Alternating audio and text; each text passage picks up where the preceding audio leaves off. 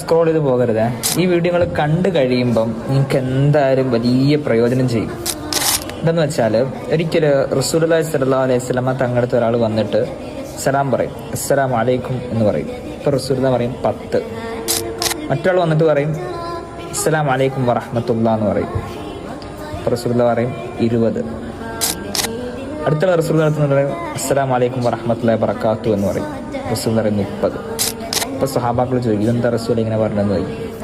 പ്രതിഫലത്തിൻ്റെ അളവാ പറഞ്ഞതെന്ന് പറയും.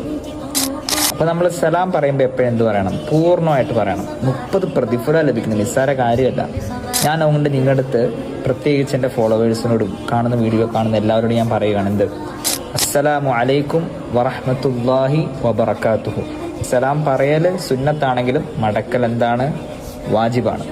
അതുകൊണ്ട് ഇപ്പം എനിക്ക് 30 പ്രതിഫലം ലഭിച്ചു. ഓർത്ത് നോക്കി, ഇങ്ങനത്തെ സലാം പറഞ്ഞപ്പോൾ എനിക്ക് 30 പ്രതിഫലം ലഭിച്ചു.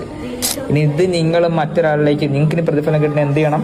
വേറൊരാളിലേക്ക് പങ്കുവെച്ച് ഈ സലാം പങ്കുവയ്ക്കണം. അപ്പം നിങ്ങൾക്ക് സലാം പറഞ്ഞാൽ പ്രതിഫലം ലഭിക്കും.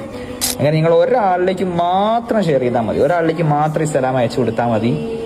പിന്നെ എത്ര ലക്ഷക്കണക്കിന് ഷെയർ പോയാലും അതിൻ്റെ ഒരു പങ്ക് നിങ്ങൾക്ക് കിട്ടും ഇൻഷാ അല്ലാഹ്.